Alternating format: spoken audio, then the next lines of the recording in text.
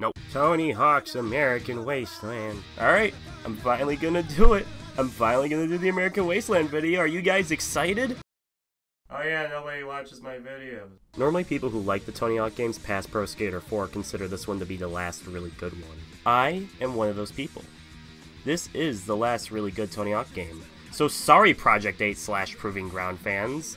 I won't be donating to your charity anytime soon. Your charity for that brain operation you need. Because you must have brain damage if you like Project 8 and Proving Grounds. Okay, mode, run down everything from Thug 2 except you can't make goals anymore. This isn't even a joke. It has everything from Thug 2 except the goal creation mode. I'm sure the park editor has new stuff, but yeah, same modes with a different coat of paint. Even the classic modes, so you really got a lot of game to play along with the story mode. So the plot of Thaw is that you are a nobody who moves to Los Angeles to become a pro skater, like them big boys like Tony Hawk and Tony Alva and Tony Chiril. You do this by teaming up with a bunch of other nobodies to help build this angry bum skate ranch into a real skate park. Yeah, I'm sure you would get some notoriety if you did that. Especially since you like blow the fuck out of most of this shit like you're a damn terrorist, Jesus Christ. Girl fucking died, look. This game seems more like a world destruction tour than Thug 2 did, minus the world part, like a specific city in California destruction tour. Other than building up your skate base, it's not as cool as it sounds, to be honest.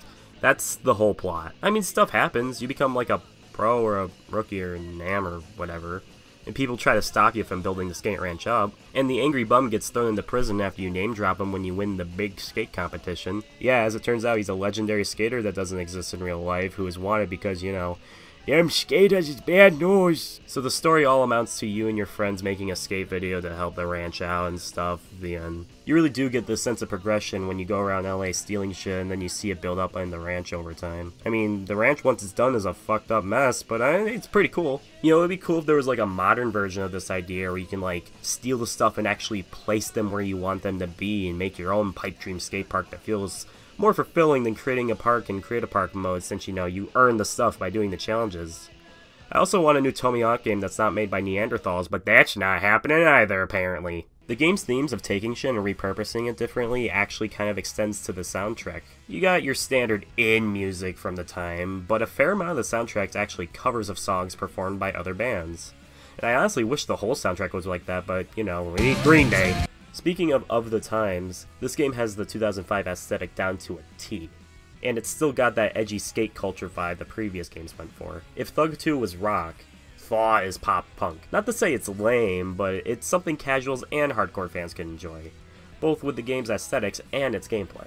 They really knocked the gameplay out of the park on this one. It's been reworked and tweaked, so now it's a bit smoother. Flips are more easily done, so you can do flippity-flops over the fucking place mid-combo.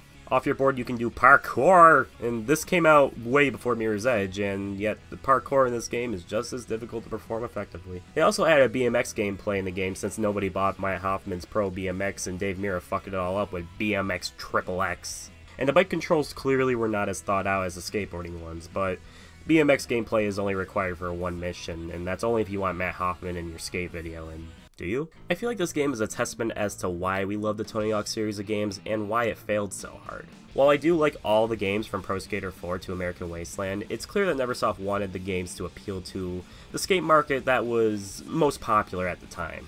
That's why the games changed so much. Pro Skater 4 was the last one to keep the arcade style while adding, you know, some of the jackass humor. Thug 1 went for the Livin' the Dream storyline, which was actually based off of Mike Valley's career, so it's basically an MTV movie or whatever. Thug 2 went full jackass on us, and Thaw went for the fuck the system as a style rather than an ideology. Sure, the game is about fucking around with stuff in LA and breaking stuff or whatever, but it's not because the dev had some giant message about fighting any sort of business or power. They did it because that was what was in at the time. The idea of being rebels without a cause and doing what you want because you can. If you look forward at Project 8 and Proving Grounds, their story modes, if you can even really call them that, aren't really stories. They're just about your nameless, faceless, voiceless character trying to become famous. It's kind of like what Thug 1 tried doing, except Thug 1 at least had a pretty half-assed message at the end of the game. At least Thug 1 tried giving your character personality, tried giving everyone personalities instead of just being, "Yo dude, I just skate." As much as it hurts to say, every Tony Hawk game appealed to a casual market at one time. Or at least the most popular market. People wanted Jackass-style humor, people wanted shitty motion controls, people wanted to live the life of a career skater, people even wanted to play a broken dumpster fire of a game. At one point, the Pro Skater 1, 2, and 3 style gameplay is what your normie family wanted to play. Hell, my mom talks about how she used to play Pro Skater 2 with my dad, so it goes to show how what people wanted to play impacted what games were made. And this is where my major point comes. Why don't people want to make a good skateboarding video game anymore? I said good! It's because skateboarding is not popular anymore.